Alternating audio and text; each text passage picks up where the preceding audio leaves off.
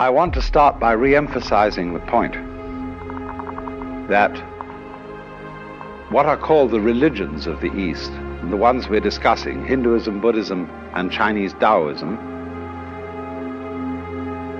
they don't involve that you believe in anything specific. And they don't involve any idea of obedience to commandments from above. And they don't involve any conformity to a specific ritual, although they do have rituals, but their rituals vary from country to country and from time to time.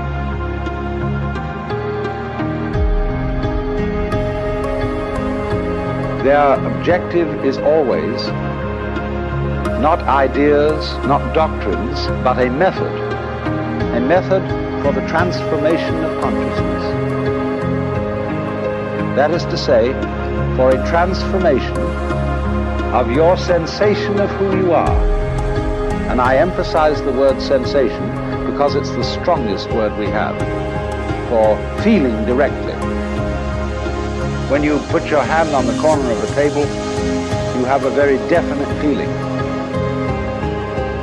And when you are aware of existing, you also have a definite feeling.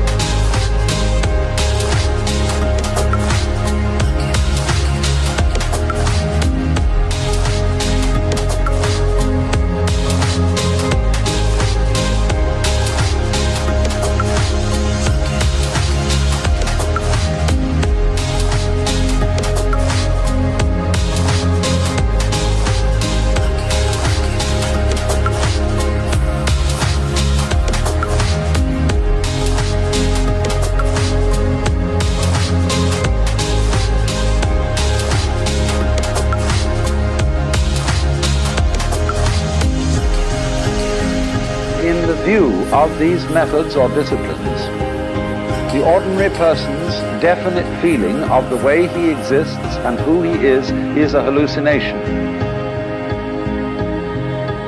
To feel yourself as a separate ego, a source of action and awareness that is entirely separate and independent from the rest of the world, somehow locked up inside a bag of skin, is seen as a hallucination.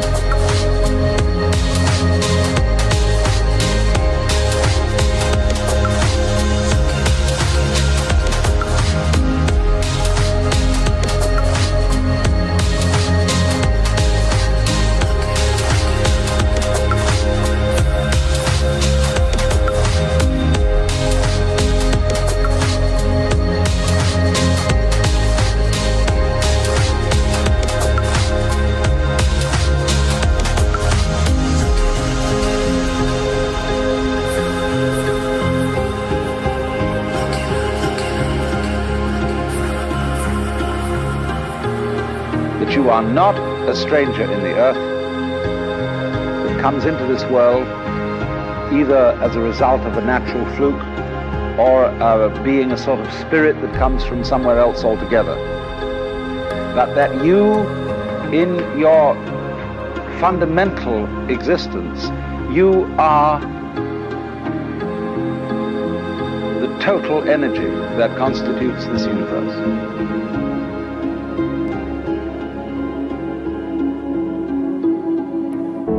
Playing that it's you. Playing that it's this particular organism. and even playing that it's this particular person.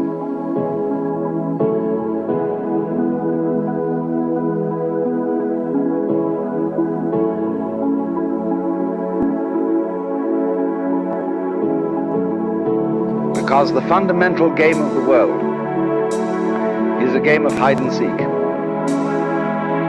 That is to say, that the colossal reality, the energy that is everything, that is a unitary energy, that is one, plays at being many.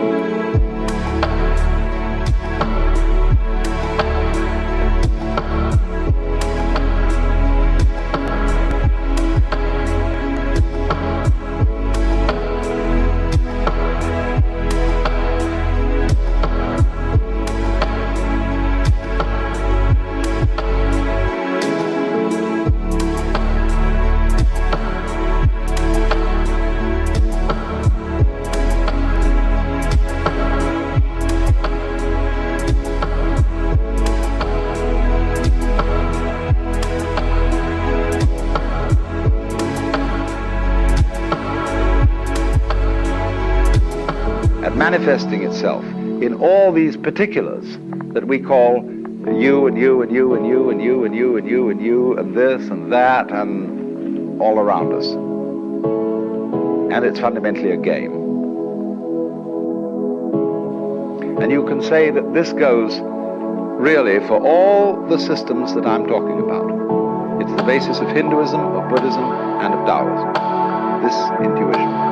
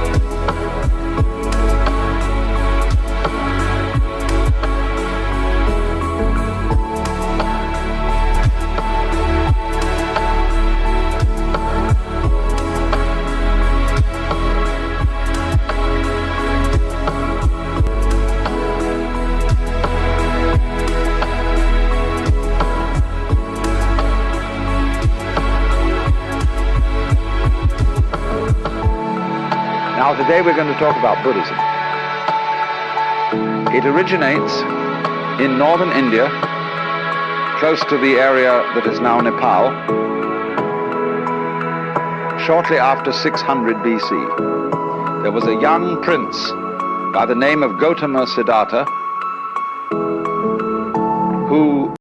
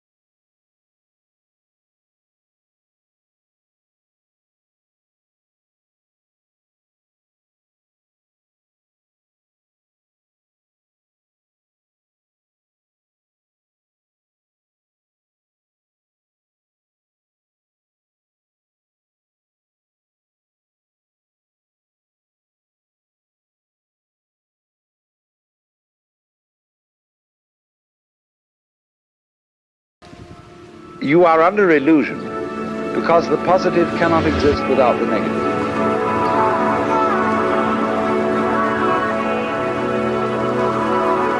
To be, you only know what to be is by contrast with not to be. So if we say, now, there is a coin in the left hand, there is no coin in the right. And from this you get the idea of to be and not to be. And you can't have the one without the other. So if you try to pursue, to gain the positive, and to deny, get rid of the negative, it's as if you were trying to arrange everything in this room so that it was all up and nothing was down.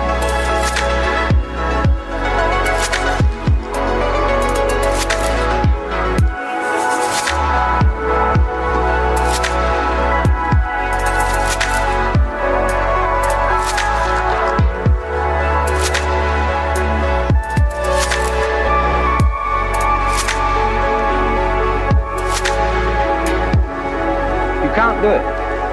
You set yourself an absolutely insoluble problem. Because the basis of life is spectrum. I'll consider the spectrum of colors.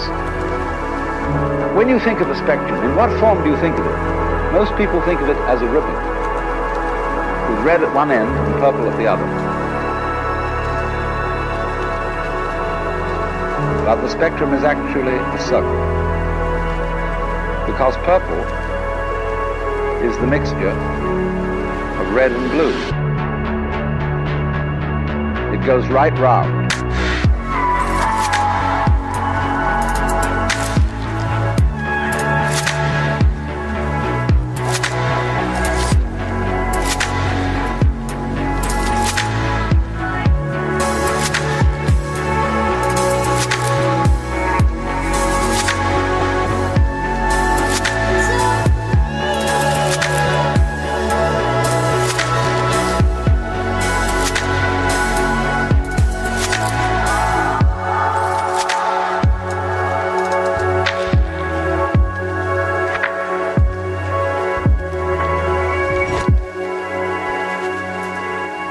So in this way, all sensation, all feeling, all experience whatsoever is moving through spectra.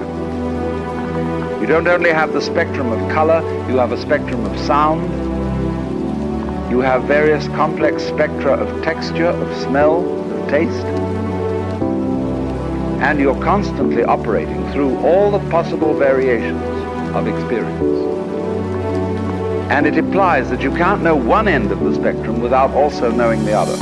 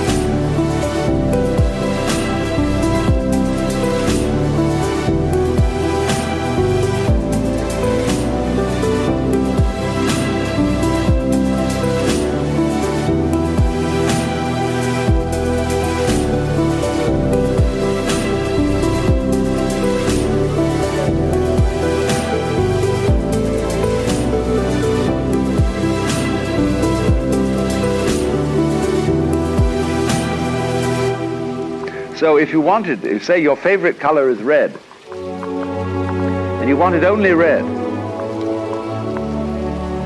and you had to exclude, therefore, blue and purple. Without blue and purple, you can't have red. Behind, of course, all the various colors in the spectrum is the white light. And behind everything that we experience, all our various sensations of sound, of color, of shape, of touch, there's the white light.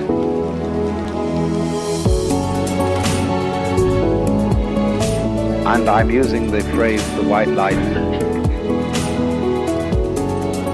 rather symbolically. I don't mean it literally.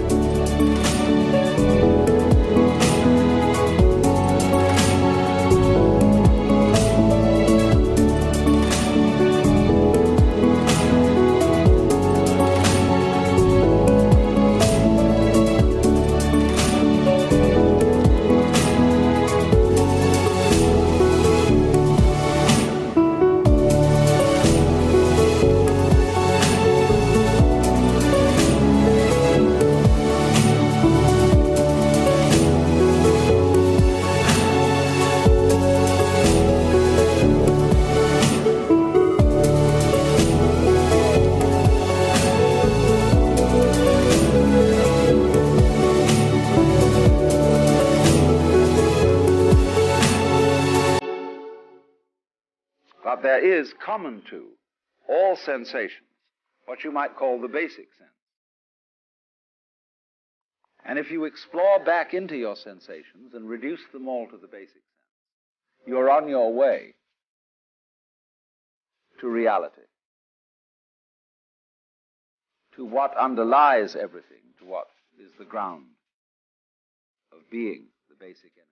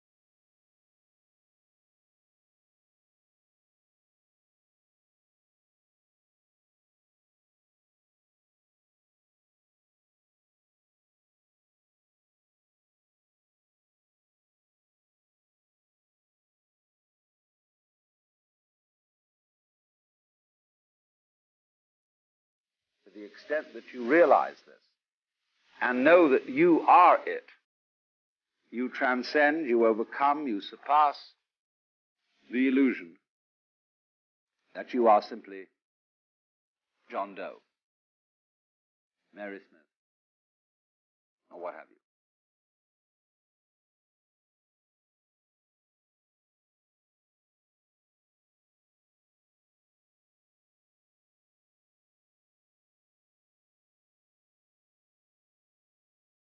So then, the Buddha, as the man who woke up,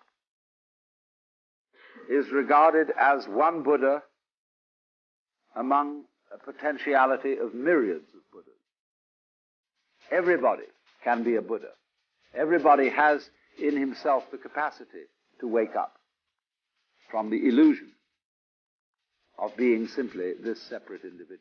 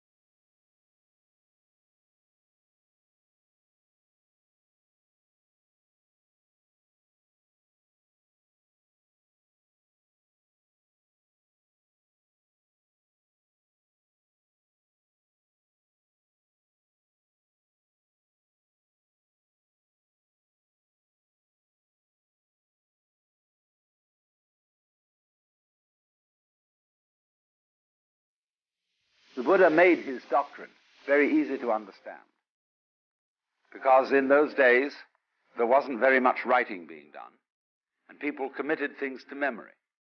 And so he put his doctrine or method in various formulae, which are very easy to remember, and I'm going to explain it in those terms so that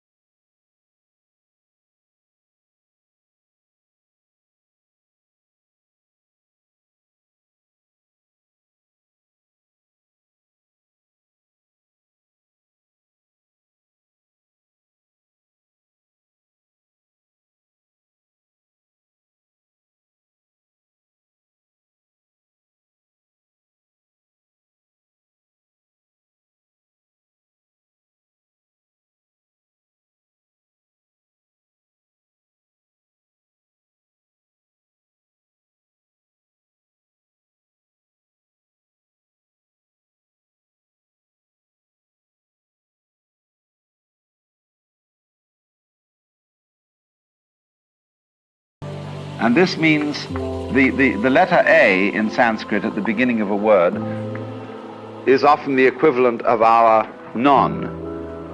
So nitya means permanent, anitya means impermanent. That every manifestation of life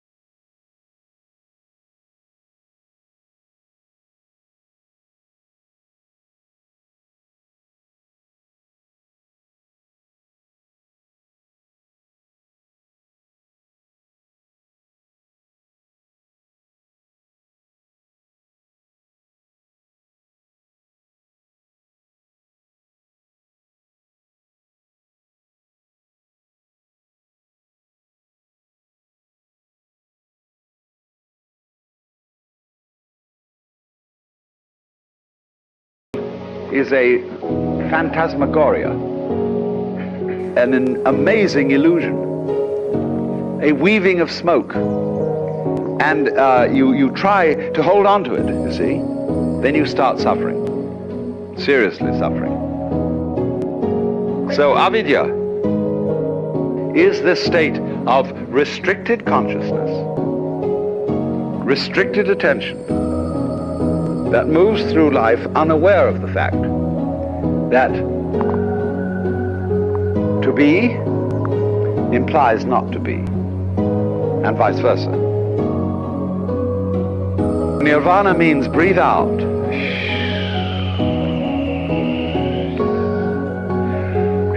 What a relief that was. The sigh of relief. Let it go, because it will come back to you if you let it go.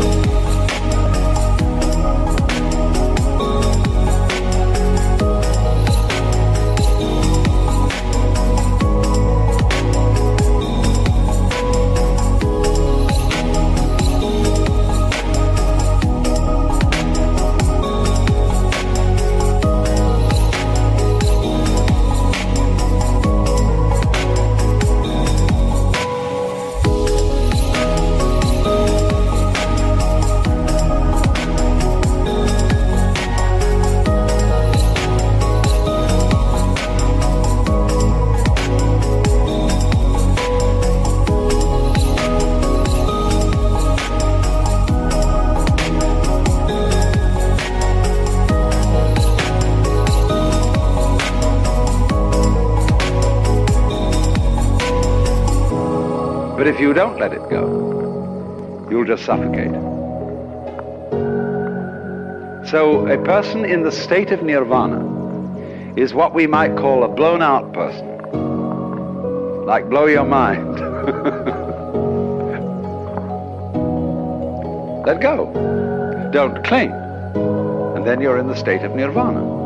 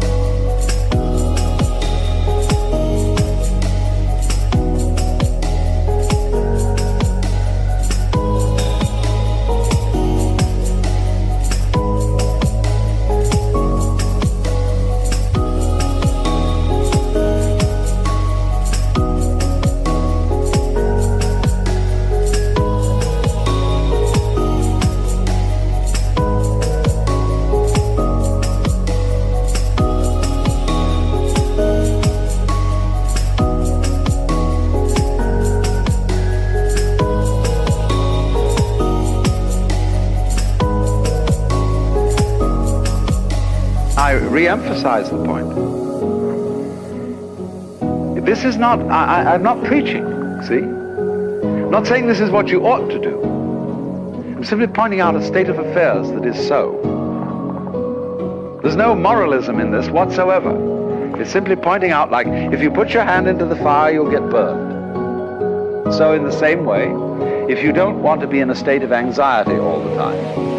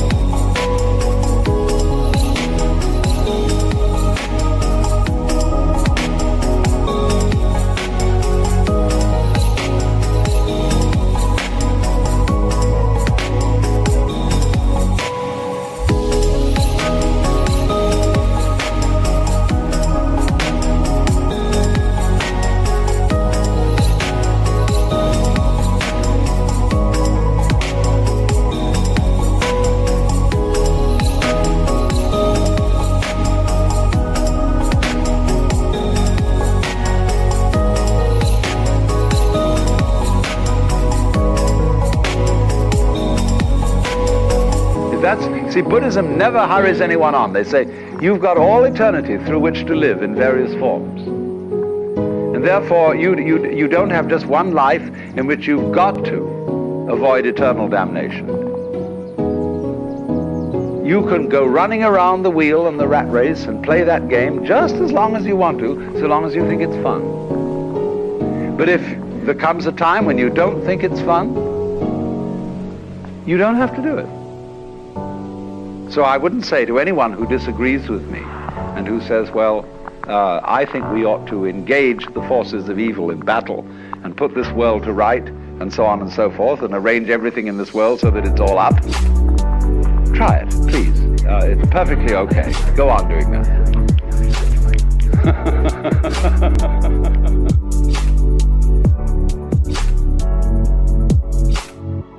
But if you see that it's futile, then you can let go. Don't try to cling. Relax. And if you do that, you're in the state of nirvana. And you become a Buddha. And of course it means that you become a rather astonishing person.